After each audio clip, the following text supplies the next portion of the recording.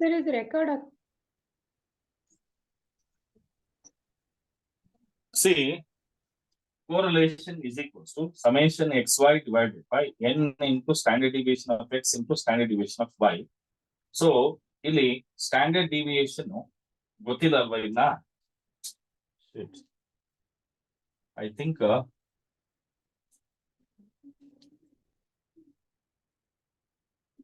n into standard deviation of x into standard deviation of y ಇಷ್ಟೇ. ಈಗ standard deviation of X standard deviation of Y ಮಾಡಬೇಕು.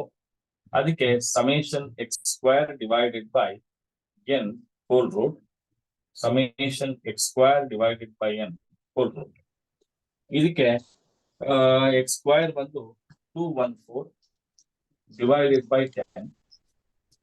So 214 divided by other 21.4.63 ಇದೊಂದು 712 divided by 10 whole root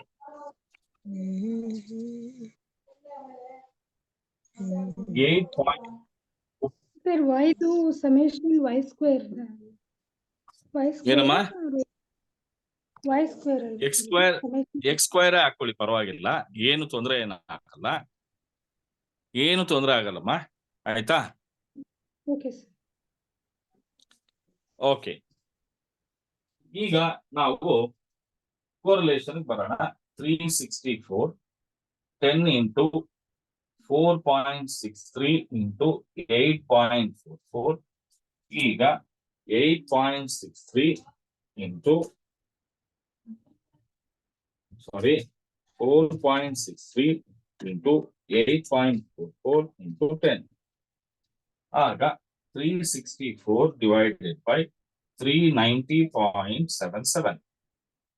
364 divided by 390.77. You get a 0.93. ಇದು ನಿಮಗೆ correlation ಬರುತ್ತೆ. ಅವನು probable ಎರರ್ಗೆ ಒಂದು formula ಕೇಳಿದ್ದಾನೆ. ಇದಕ್ಕೆ 0.6745 into 1 minus r square divided by root n ಅಂತ ಹೇಳಿ. ಈ 6745 ನಾನೇನು ಮಾಡಕ್ಕಾಗಲ್ಲ, formula ಕಲ್ತ್ಕೊಳ್ಬೇಕು. 6745 into 1 minus r square ಅಂತ ಹೇಳಿದ್ರೆ 0.93 whole square 10 ಗೆ ರೂಟ್.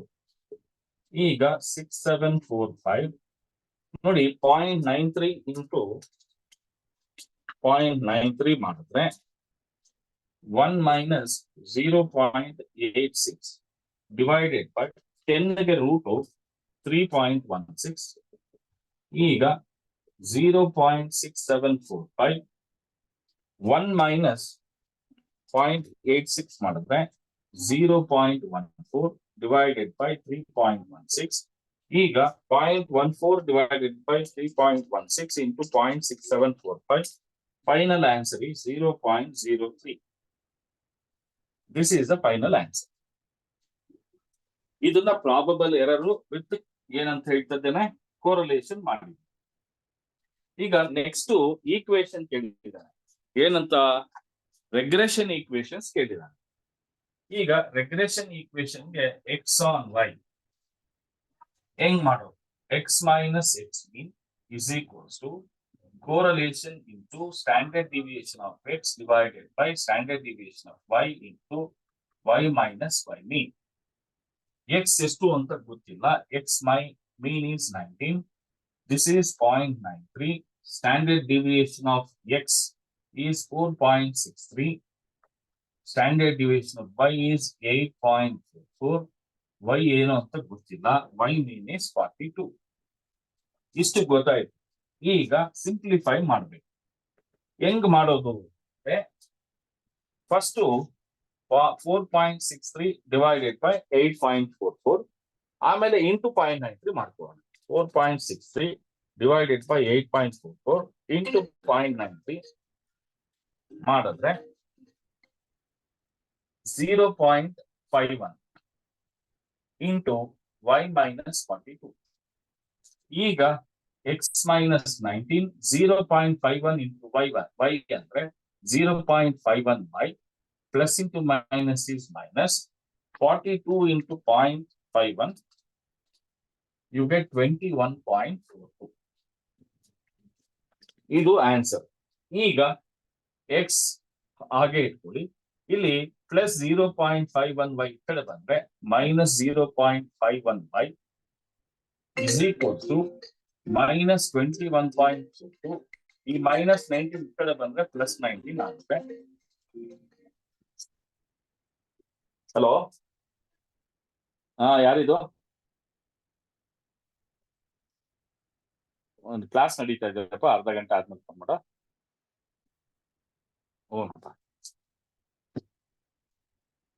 ಓಕೆ, ಈಗ X minus 0.51y is equals to, ಇಲ್ಲಿ ಮೈನಸ್ ಜಾಸ್ತಿ ಇದೆ ಅದಕ್ಕೋಸ್ಕರ 21.42 ಮೈನಸ್ 19 ಮಾಡಿದ್ರೆ, ಯಾಕೆಂದ್ರೆ ಮೈನಸ್ ಜಾಸ್ತಿ ಇದೆ ಅಲ್ಲಿಗೆ ಮೈನಸ್ 2.42.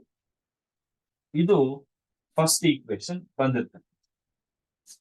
ಈಗ ಎರಡನೇ ಈಕ್ವೇಶನ್ ನೋಡೋಣ. y on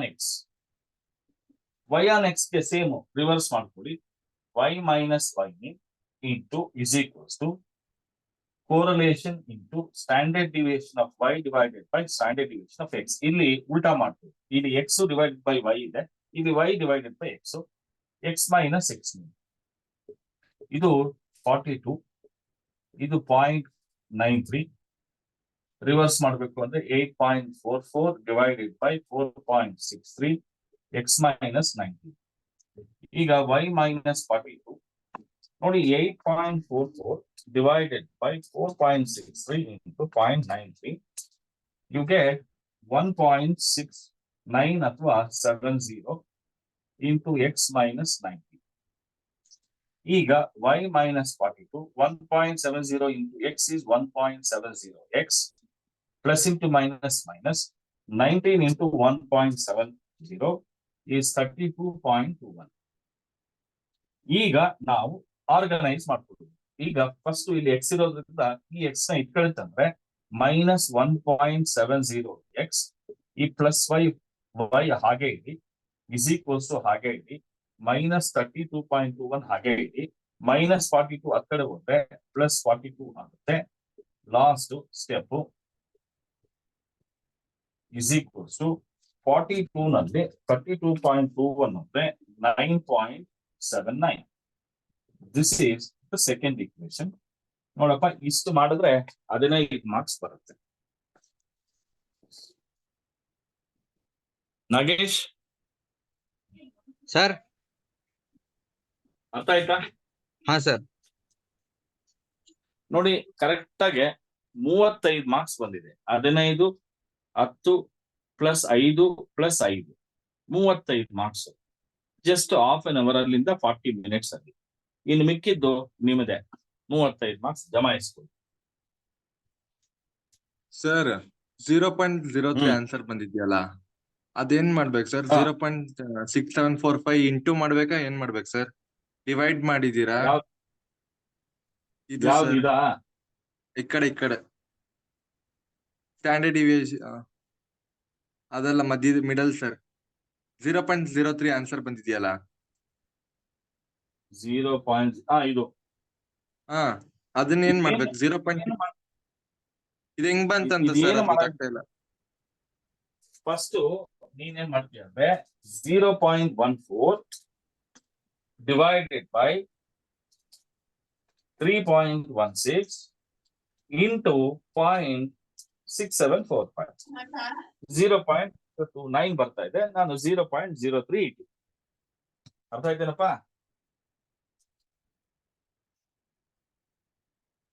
ಅರ್ಥ ಆಯ್ತಾ ಇಲ್ವಾ?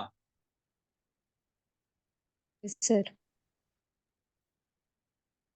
ನಾಗೇಶ್, ಅರ್ಥ ಆಯ್ತೇನಪ್ಪ? ಹಾ ಸರ್, ನಂಗೆ ಅರ್ಥ ಆಯ್ತು ಸರ್. ಓಕೆ. ಈಗ ನಾಗೇಶ್ ಕಳ್ಸಿರೋದು ಇನ್ನೊಂದು ಕ್ವಶನ್ ಪೇಪರ್ ನೋಡಿ. ಇವಾಗ ಮಾಡಿರೋದು 21 ಕ್ವಶನ್ ಪೇಪರ್. 22 ಇದೆ ನೋಡಿ. 23 ಇಲ್ವಾ? 23 ಇದೆ ಸರ್. ಕಳ್ಸಿಲ್ಲ, ನಾಳೆ ಕಳ್ಸಿ, ಪರವಾಗಿಲ್ಲ. ಹಾ, ಓಕೆ ಸರ್. ನೋಡಿ 22 ನಲ್ಲಿ ನಮಗೆ 5 ಮಾರ್ಕ್ಸ್ ಅಲ್ಲಿ ಮತ್ತೆ 15 ಮಾರ್ಕ್ಸ್ ಅಲ್ಲಿ ಸೇಮ್ ಅದೇ ತರ ಕ್ವಶನ್. 5ನೇ ಕ್ವಶನ್ 6ನೇ ಕ್ವಶನ್. 5ನೇ ಕ್ವಶನ್ ಬಂದು time series forecast for next 2 years ಅಂತ ಅವೆಲ್ಲ ಮಾಡಿದ್ವಲ್ವಾ, ಅದೇ ತರ ಕ್ವಶನ್. 6ನೇ question who is more consistent reliable ಅಂತ ಇದೆ. Batsman A, batsman B. 5 10 marks ಆಯ್ತು. ಇನ್ನ ನೋಡಿ ಸೆಕ್ಷನ್ ಬಿ ನಲ್ಲಿ 10 ಮಾರ್ಕ್ಸ್ಗೆ question number 8 factor reversal, Fisher's index number, factor reversal ಮತ್ತೆ ಟೈಮ್ ರಿವರ್ಸಲ್. ಒಟ್ಟು ಎಷ್ಟಾಯ್ತು? 20 ಮಾರ್ಕ್ಸ್ ಆಯ್ತು. ಹಾಗೆ ಇನ್ನೊಂದು 10 ಮಾರ್ಕ್ಸ್ಗೆ 10ನೇ ಕ್ವಶನ್ ಕೇಳಿದಾನೆ ನೋಡಿ. Following data related to price, demand, commodity. Calculate coefficient of correlation between two series. Explain. Also calculate regression equations. Explain how much price fluctuates. So 10 10 20 20 plus 10 30. So minimum 30 ರಿಂದ 40 marks ಕೇಳ್ತಾನೆ. ಈಸಿಯಾಗಿ ಮಾಡ್ಬೋದಾ ಇಲ್ಲಪ್ಪ? ಇದನ್ನ ದಯವಿಟ್ಟು ಎಲ್ಲರೂ ಪ್ರಾಕ್ಟೀಸ್ ಮಾಡಿ. 2022 ಕ್ವಶನ್ ಪೇಪರ್ 5 ಮಾರ್ಕ್ಸ್ 2 ಇದೆ, 10 ಮಾರ್ಕ್ಸ್ 2 ಇದೆ. 2 ಟ್ರೈ ಮಾಡಿ ಮಾಡಿರೋ ಕ್ವಶನ್ ಆನ್ಸರ್ ನ ಗ್ರೂಪ್ ಅಲ್ಲಿ ಶೇರ್ ಮಾಡಿ, ನೋಡೋಣ ಎಷ್ಟು ಜನ ಮಾಡ್ತೀರಾ ಅಂತ. ಎಕ್ಸಾಮ್ ಹತ್ರ ಬರ್ತಾ ಇದೆ, ಕರೆಕ್ಟಾ? ನೀವು ಮಾಡಿದ್ರೆ ನಿಮಗ್ ಬರುತ್ತೆ. ನನಗೆ ಇನ್ನೊಂದು 10 ನಿಮಿಷ 20 ನಿಮಿಷ ಆಗುತ್ತೆ, ಪಟ ಪಟ ಮಾಡ್ಬಿಡ್ತೀನಿ. ನೀವು ಟ್ರೈ ಮಾಡಿ ಬರ್ಲಿಲ್ಲ ಅಂತ ಹೇಳಿದ್ರೆ ನಿಮ್ ಗೊತ್ತಾದ್ರೆ ಮುಂದಕ್ಕೆ ನಾನು ಹೇಳ್ಕೊಡ್ತೀನಿ. ಹೌದಾ ಇಲ್ವಾ? ಹೌದೇನ್ರಿ?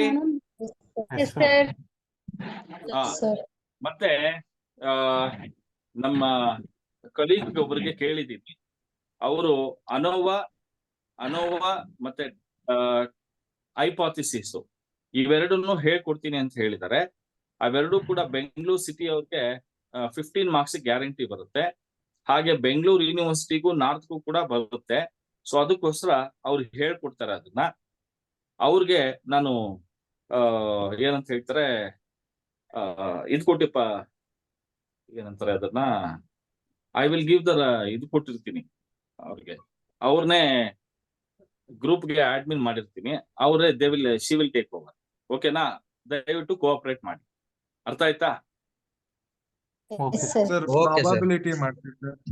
ಪ್ರಾಬಬಿಲಿಟಿ ಅದೇ ಈಗ ಫಸ್ಟ್ ಅನೋವಾ ಮಾಡಿದ್ಮೇಲೆ ಹೈಪಾಥಿಸಿಸ್, ಆಮೇಲೆ ಏನದು ಪ್ರಾಬಬಿಲಿಟಿ, ಪ್ರಾಬಬಿಲಿಟಿ ಅಥವಾ ಡಿಸ್ಟ್ರಿಬ್ಯೂಷನ್.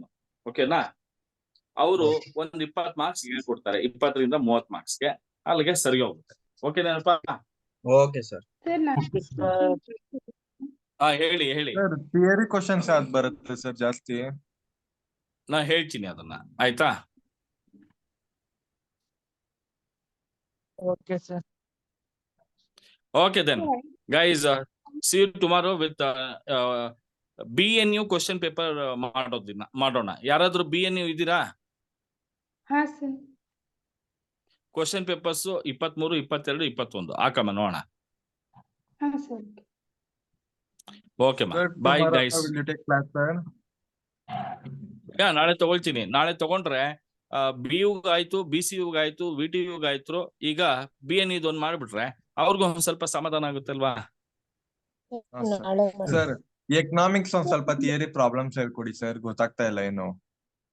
ಪ್ರಾಬ್ಲಮ್ಸಾ? ಸರ್ ನನಗೇನು ಗೊತ್ತಿಲ್ಲ, ಕಳಿಸಿದ್ರು ನೋಡೋಣ. ಏನಾದ್ರು ಗೊತ್ತಾದ್ರೆ ಮಾಡ್ತೀನಿ. ಓಕೆನಾ ಸರ್? ಎಕನಾಮಿಕ್ಸ್ ಇದೆ ಪ್ರಾಬ್ಲಮ್ ಸರ್. ಹೌದೇ? ಹೌದು ಸರ್. ಕೊರಲೇಷನ್. ಹಂಗಾದ್ರೆ ಇನ್ನೇನು ಕಳಿಸಿ. ಹಂಗಾದ್ರೆ ನನ್ನ ಮಗನ ಟೈಮ್ 2 ನಾನು ಮಾಡಿ ಬಿಸಾಕ್ತೀನಿ, ಕಳಿಸ್ರಿ. ಓಕೆ ಸರ್ ಇದು ideal okay guys, ideal index number guarantee ನಮ್ಮ ಅದು ಒಂದು ಕ್ವಶನ್ ಕಳಿಸಿದ್ದೀನಿ ಸರ್, ಅದು ನಿಮ್ ಗ್ರೂಪ್ ಅಲ್ಲಿ. ನೋಡ್ತೀನಮ್ಮ, ನಾಳೆ ಮಾಡೋಣ. ಓಕೆ ಓಕೆಮ್ಮ, ಬಾಯ್ ಬಾಯ್.